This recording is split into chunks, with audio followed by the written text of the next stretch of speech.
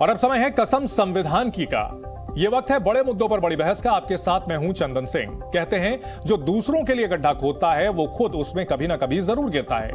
ये बात पाकिस्तान पर इस समय बिल्कुल सही फिट हो रही है। पाकिस्तान ने भारत के खिलाफ साजिशें रचने के लिए आतंकियों की फैक्ट्री लगाई, उन्हें खाद पानी दिया। आज वही आतंकी खुद उसके लिए बर्बादी का सबब बने हुए हैं। लेकिन अब मामला इससे भी एक कदम और आगे बढ़ गया है। मुंबई हमले का मास्टरमाइंड और आतंकियों का हेडमास्टर हाफिज सईद आज डरा सहमा सा है। उसे अपने ही लोगों के हाथों मौत का डर सता रहा है, क्योंकि एक के बाद एक उसके अपने ही परिवार वाले और खास आतंकी मारे जा रहे हैं। ऐसे में अब सवाल उठने लगे हैं कि क्या अब अगला नंबर हाफिज सईद का है, और क्या अगर ये नहीं सुधरा तो अपने ही बनाए भस्मासुरों यानी आतंकियों की मौत मर जाएगा पाकिस्तान। क्या आतंकियों के बिना पाकिस्तान का वजूद संभव नहीं है? करेंगे विस्तार से चर्चा। भस्मासुर, सबसे पहले बता देते हैं कि भस्मासुर कौन था। भस्मासुर एक राक्षस था, वो राक्षस जिसने भगवान शंकर से वरदान लेने के बाद उनके सर पर ही हाथ रखकर उनको खत्म करने की कोशिश की थी। तो क्या यह माना जाए कि जो आतंक को स्टेट पॉलिसी बनाने का भस्मासुर पाकिस्तान ने खड़ा किया था, अब वही भस्मासुर दौड़ रहा है पाकिस्तान के पीछे। हमारे साथ कई खास मेहमान जुड़ चुके हैं। प्रभु दयाल जी हैं पूर्व राजनयिक, के सिन्हा साहब हैं रक्षा विशेषज्ञ, सुशील पंडित जी हैं राजनीतिक विश्लेषक, उजमा कारदार हैं पाकिस्तान मुस्लिम लीग नवाज की नेता हैं, मुकीम अहमद पाकिस्तानी पत्रकार हैं, डॉक्टर राजा काशिफ साहब हैं राजनीतिक विश्लेषक हैं। डॉक्टर काशिफ, क्या हो रहा है पाकिस्तान में? कई धमाके हो रहे हैं, कहीं पर आतंकियों का ही कत्ल किया जा रहा है, कहीं पर अब तबाही सी मची हुई है पूरी तरह से पाकिस्तान में। सर ये बड़ी आपने बात की। वाकई ये जो अभी आपने मिसाल दी ना भस्मासुर की, भस्मासुर ही गालिबन नाम है, तो मुझे लगता है कि यही आलम था गांधी जी के साथ भी यही हुआ कि वो देख लें गॉडसे जो था उसने मर्डर कर दिया।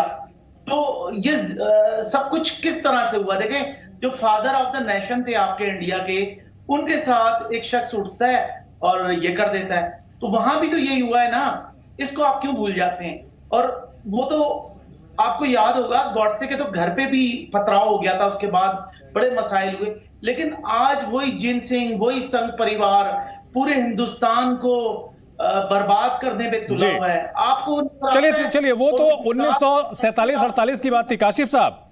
उसके बाद भुट्टो साहब, परवेज मुशर्रफ, नवाज शरीफ, इमरान खान, आपके यहां तो सर हम तो चलिए मान लीजिए आजादी हमें मिली, उस दौरान जो हुआ हम उसको भूल करके आगे बढ़े। आप तो सर आज भी वही हैं। सर 48 से बाहर आ जाइए सर, 2023 चल रहा है। पाकिस्तान अगर हिंदुस्तान के बजाय अपने ऊपर ध्यान देता तो शायद ये नौबत ना आती। अभी मुस्तुंग में सर 50 से ज्यादा शायद मरने वालों की संख्या बढ़कर के 60 हो गई है। सर इन 60 लोगों की जिंदगी, पाकिस्तान के लोगों की जिंदगी आप लोगों के लिए इंपॉर्टेंट नहीं है? यही बात तो हम भी करते हैं कि देखें, आप पाकिस्तान पे देखते हैं 50 बंदे 60, आप देखें कि जो आपकी जो सिस्टम है वो कहां है। गुजरात में 2016 से 2020 तक आपकी अपनी रिकॉर्ड ब्यूरो जो है, क्राइम रिकॉर्ड ब्यूरो नेशनल, उसकी रिपोर्ट है 40,000 से ज्यादा महिलाएं हैं, खवातीन हैं, वो गायब हैं, मिसिंग है। वो मोदी साहब कुछ भी करते चले जाएं। आज आपका टीवी चैनल्स कोई मोदी सरकार के खिलाफ बात नहीं करता। राजा काशिफ साहब एक कुछ दिनों पहले की एक रिपोर्ट जो है बड़ी सुर्खियां बटोर रही है। राजा काशिफ साहब एक सुर्खियां बड़ी रिपोर्ट बटोर रही है जिसमें बताया जा रहा है कि दुनिया भर में भिखारी सबसे ज्यादा जो है पाकिस्तान से एक्सपोर्ट हो रहे हैं। कितनी शर्मनाक सिचुएशन है सर। हिंदुस्तान से तुलना मत करें सर, आप हिंदुस्तान से तुलना मत करें। आप पाकिस्तान की हालत को देखिए, भिखारी एक्सपोर्ट हो रहे हैं सर वहां पे। ये बढ़िया आपने खूब बात की है कि भिखारी सर मैं नहीं कह रहा, मैं आपकी रिपोर्ट अगर कहेंगे तो आपको चला के दिखा दूं सर, सोशल मीडिया पे चला के दिखा दूं। आपके यहां की रिपोर्ट है सर, 11 लोगों को डिपोर्ट किया गया है। वहां हिंदुस्तान का तो हाथ नहीं है। उन अगर जो है जो 11 लोगों को डिपोर्ट किया गया है पाकिस्तानियों को भिखारी कह करके, वहां तो हिंदुस्तान का हाथ नहीं है सर, वहां तो मोदी जी का हाथ नहीं है। या कह दीजिए उसके पीछे भी मोदी जी जिम्मेदार हैं। अब मैं अर्ज कर लूं जी, आपकी नेशनल, मैं आपसे कह रहा हूं क्राइम रिकॉर्ड्स ब्यूरो आपका कह रहा है सन 2000 से 2020 तक 41,600 खवातीन फीमेल मिसिंग है। वो भी आपकी रिपोर्ट, आपका अपना क्राइम ब्यूरो है, आपका अपना रिकॉर्ड ब्यूरो है। सर हम तो नहीं दे रहे रिपोर्ट। और वही गुजरात में हो रहा है, गुजरात का कसाई खुलेआम घूम रहा है, दंदनाता फिर रहा है और ब्राह्मणों अपनी जबान को लगाम दे सर, अपनी जबान को लगाम दे। आप लोगों को, मुझे पता है कि आप लोगों के यहाँ जो है कुछ भी कहने की आजादी है अपने नेताओं को, हमारे यहाँ जो है कोर्ट के हिसाब से सारी चीजें चलती हैं। बहरहाल जो सवाल मैंने पूछे एक भी आपने जवाब नहीं दिया सर। 59 लोगों की मौत अभी कुछ दिनों पहले हुई, कोई उसमें जवाब नहीं दिया। भिखारी एक्सपोर्ट हो रहे हैं, कोई जवाब नहीं दिया। महंगाई और बेरोजगारी, बाकी चीजों पर मैं आऊंगा आगे।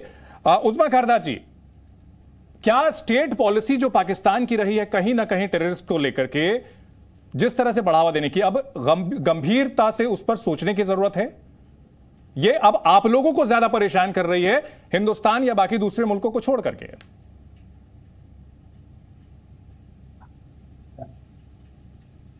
आपने मुझसे पूछा? जी जी उस्मा खारदार जी, आप ही से पूछा। जी जी, देखें बात सारी ये है कि आप लोगों के एहसाब पे पाकिस्तान सवार है।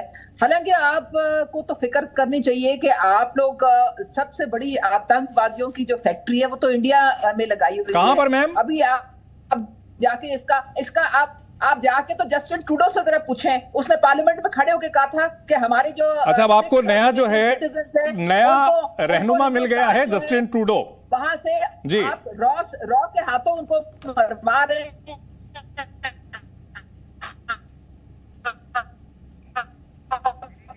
मैम आपके है दीप और वो, उनको दोनों को आपने मरवाया है वहां पे। आपने वहां पे जो उस्मा खारदार जी, आपका नेटवर्क वहां पर वीक है और मैं समझ सकता हूं कि वहां नेटवर्क जब पूरी इकोनॉमी की हालत खराब है तो आपको जी जी नेटवर्क आपका बड़ा खराब आ रहा है मैम। मुकीम अहमद साहब सुन पा रहे हैं हमें? जी बिल्कुल सुन पा रहा हूं। मुकीम अहमद साहब, टेररिज्म को लेकर के अब गंभीरता से सोचने की जरूरत है कि अगर आप सांप को पालेंगे, अगर आप खूंखार जानवर को पालेंगे, कभी ना कभी वो आपके ऊपर खुद भी पलटवार कर सकता है। और टेररिज्म ऐसा ही एक खूंखार जानवर है और पाकिस्तान की जनता को डस रहा है, पाकिस्तान की इकोनॉमी को डस रहा है। पाकिस्तान की इकोनॉमी पूरी तरह से ध्वस्त हो चुकी है। $11 बिलियन अब जो है चीन और सऊदी अरब से मांगने की नौबत आ गई है। सर, गंभीरता से सोचने की जरूरत है पाकिस्तान के हुक्मरानों को। देखिए, आपकी सोच है ना वो बड़ी नेगेटिव है। हर चीज का इल्जाम एक तो आपने पाकिस्तान को देना होता है। पहले दिन से ही आपके यहाँ पाकिस्तान की एक्सेप्टेंस नहीं थी। 1947 से हम ये देख रहे हैं। गांधी जी ने अपनी जान दी थी, वो भी इसीलिए कि पाकिस्तान को जो एसेट्स मिलने चाहिए थे वो आपने नहीं दिए थे। अब इन दिनों में ये जो कुछ हो रहा है इसमें हम इंडिया को मुर्द इल्जाम ठहराते हैं कि आपकी तरबियत, आपके वसाइल, your resources, your training which is working here. और आप ये हाफिज सईद का मुद्दा आपने खड़ा कर दिया। सर, आप अफगानिस्तान वाले जो है आपको पीट रहे हैं सर। आपको अफगानिस्तान तो आपके जो है सेना के लोग गए थे, बड़े खुश हुए थे जब तालिबान आए थे। अब तालिबान भी आपको पीट रहे हैं सर। उसमें मत कहिएगा कि हिंदुस्तान का हाथ है। यार, आपके 8 कौंसल खाने थे वहां पे, वो क्या कर रहे थे जी, और उन्होंने फिर भगाया वहां से कैसे, वो आपको याद रखना चाहिए। अब ये देखिए कि अब ये हाफिज सईद का बेटे की लापता होने की खबर आप लोग चला रहे हैं। हालांकि हमारी इत्तला के मुताबिक वो लाहौर यूनिवर्सिटी का लेक्चरर है और वो वहीं पर है। There is no news in the media, there is no mention of his son. और इसको बिला वजह अब आपको कनाडा के इशू से डाइवर्ट करने के लिए अब ये मिल गया। और जब तक ये अगला चुनाव नहीं होता ना, आपने हमारी जान नहीं छोड़ी। दैट्स व्हाट आई सी जी। कि आप जी